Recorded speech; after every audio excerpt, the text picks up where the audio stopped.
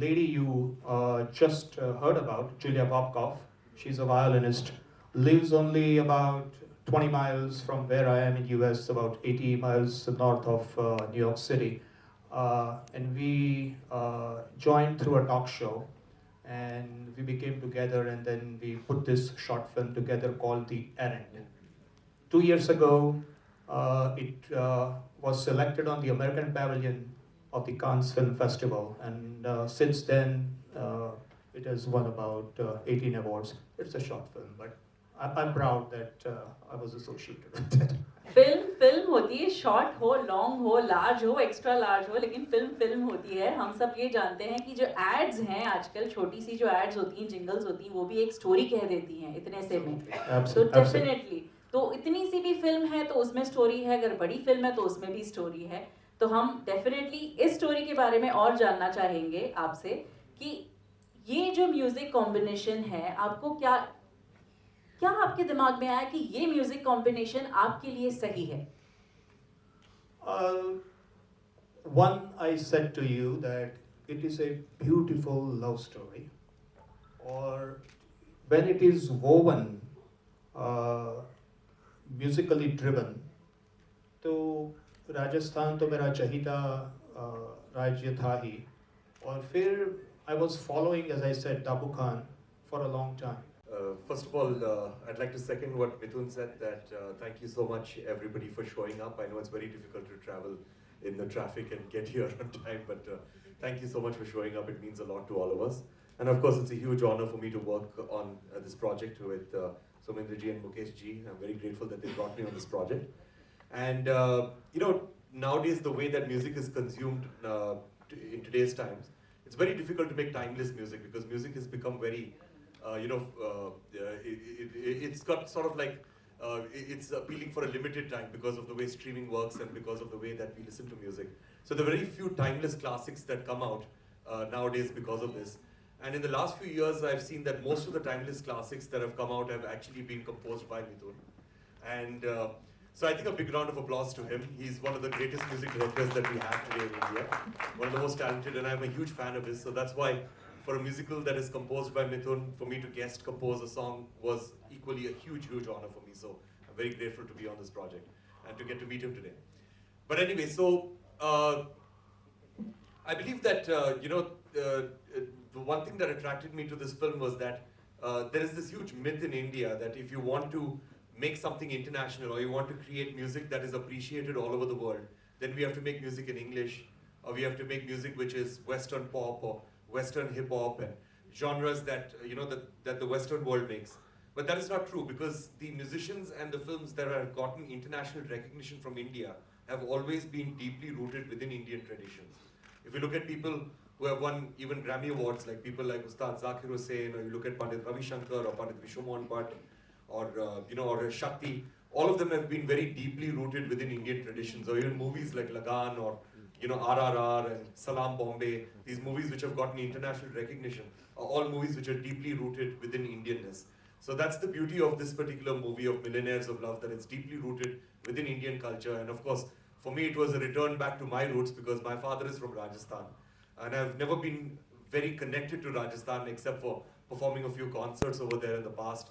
So this was my opportunity to connect with my roots and connect with the Manganiyas and the folk musicians of Rajasthan to create this piece of music for Millionaires of Love. So very grateful to be over here and very grateful to be a part of this gathering. Thank you. आप लोग हमको सुनने आए हैं। ये film मेरे लिए अपनी मट्टी का कर्ज उतारने की फिल्म है, क्योंकि मैं राजस्थान में पैदा हुआ, वहाँ परवरिश हुई मेरी, मैंने पढ़ाई की, बड़ा हुआ। वहाँ के गली मोहल्ले, झील, बावड़ियाँ, रेगिस्तान, वहाँ का वीराना भी बहुत खूबसूरत है। मैं उन सबको अपने साथ लेके इस दिल में मुंबई शहर में आया, और आज भी वही चीज़ें हैं। जैसे कहते हैं, एक प्यासी ज़मीन में भूख उठती है, जब उस प्यासी ज़मीन से आया हूँ, मेरे अंदर भी एक भूख है। उस भूख को मैं अपने गानों के ज़रिए लोगों तक पहुँचाता हूँ, और इसीलिए मेरे गाने जो है ख़ास करके यूथ और लोगों को बहुत पसंद आते हैं। और ये इत्तेफाक की बात है कि सोमेंद्र जी ने एक दिन मुझसे जिक्र किया कि सईद भाई, इस तरह की एक फिल्म जो है बनाने का ख्याल है, हमारे एक मित्र हैं मुकेश जी पारिक साहब, वो भी इस तरह से सोच रहे हैं इस फिल्म को बनाने के लिए। तो मैं चाहता हूँ कि आप इसमें शामिल हो। तो मेरे लिए बहुत बड़ी बात थी ये। मैंने बाकी बातें तो बाद में सोची। मैंने कहा सईद कादरी, अब ये वक्त आ गया कि जिस ज़मीन ने तुझे सब कुछ दिया, जहाँ पे तू पैदा हुआ, जहाँ तेरी परवरिश हुई, अब उसका कर्ज चुकाने का वक्त आ गया। मैं बहुत दिनों से इस ख्याल में था कि कोई ऐसी फिल्म आए कि जहाँ मैं अपनी मिट्टी की बात कर सकूँ, जहाँ अपने एहसास और महसूसात को लोगों तक रख सकूँ, और ये मौका मुझे मिला। उसके लिए मैं मुकेश पारिक साहब का, सोमेंद्र जी का, भाई रिकी का, और मेरे दोस्त कह दें इसको, मेरा बच्चा कह दे, मिथुन के साथ काम करने का मौका मिला। और मैं इसके लिए तहे दिल से मुकेश जी आपका एक बार फिर से और सुमेंद्र जी शुक्रगुजार हूँ। निकाल कर आए। मैम, आपका जो प्रश्न है उस विषय में ये मैं कहना चाहूँगा। देखिए, मुझे इस साल जो है 19 साल पूरे होते हैं बतौर हिंदुस्तानी संगीतकार। मेरी पहली फिल्म थी 2005 में, जिसका नाम था जहर। तो जब हम देखते हैं, मैं अपने सफ़र को जब देखता हूँ, चाहे मैं जहर की बात करूँ, अनवर की बात करूँ, इनफैक्ट जहर में सईद कादरी साहब मेरे साथ थे, अनवर में मेरे साथ रहे, बहुत सारी फिल्मों में हमने साथ काम किया। लेकिन जब मैं फिल्मों की अपनी बात करता हूँ, चाहे जहर हो, मर्डर 2, आशिकी 2, कबीर सिंह, तो मैं देखता हूँ कि जो चीज़ हमारी सभ्यता में एक बहुत लोहे का काम करती है, वो है हमारा संगीत। हमारे जो भारतीय सिनेमा का इतिहास भी रहा है, अगर हम 50वीं दशक की भी बात करते हैं, तो हम देखते हैं कि चाहे हम सी रामचंद्र साहब की म्यूजिक की बात करें, हुसन लाल भगत राम की बात करें, लेटर ऑन शंकर जयकिशन, राज कपूर साहब का music, Laxmikant Pyarelal and all the greats, हम देखते हैं कि एज अ सिविलाइजेशन संगीत जो है वो हमारे नस में बहुत बड़ी गहराई से बसा हुआ है।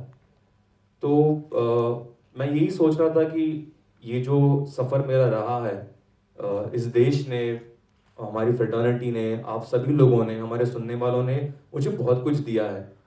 पिछले 1-2 सालों से मैं इस ताक में था कि मैं कुछ संगीत के लिए, मैं कुछ अपने देश के लिए, मैं कुछ अपने देश की मिट्टी के लिए कुछ करना चाहता हूँ, और एक अलग दिशा भी इख्तियार करना चाहता हूँ। ये बातें मेरे जहन में चली रही थी, और तब मुकेश जी से मेरा संपर्क हुआ। उन्होंने मुझसे वार्तालाप किया और उन्होंने मुझे अपना दर्शन बताया, और मुझे ये बात बड़ी अनोखी लगी कि ये जो पूरा जो कहानी कही जा रही है, ये संगीत के माध्यम से कही जा रही है। तो अभी आप देखेंगे कि आज का भी जो इवेंट है, अभी बहुत सारी चीज़ें मुकेश जी, सोमेंद्र जी फाइनल करने वाले हैं, लेकिन उनका कॉन्फिडेंस इस चीज़ पर है कि इस फिल्म का जो आधार है वो संगीत है। तो ये जो दर्शन है और ये जो संगीत के प्रति एक मनोबल है, एक कॉन्फिडेंस है, ये बात मुझे बहुत अच्छी लगी। और मैंने यही देखा कि हम जब फिल्मों की बात करते हैं, संगीत की बात करते हैं, आज भी हिंदी फिल्मों में हम यही बात करते हैं कि अगर म्यूजिक जो है लोगों से उसका जो है वास्ता बन जाए, तो फिल्म की जो ओपनिंग होती है बहुत मजबूत हो जाती है। इसका मतलब संगीत एक इतना मजबूत माध्यम है। तो मैं एक ऐसी फिल्म से जुड़ना चाह रहा था जहाँ पे मैं इस संगीत के जरिए और रंगों को पेश कर सकूं, और अपने संगीत को एक नया चैनल दे सकूं।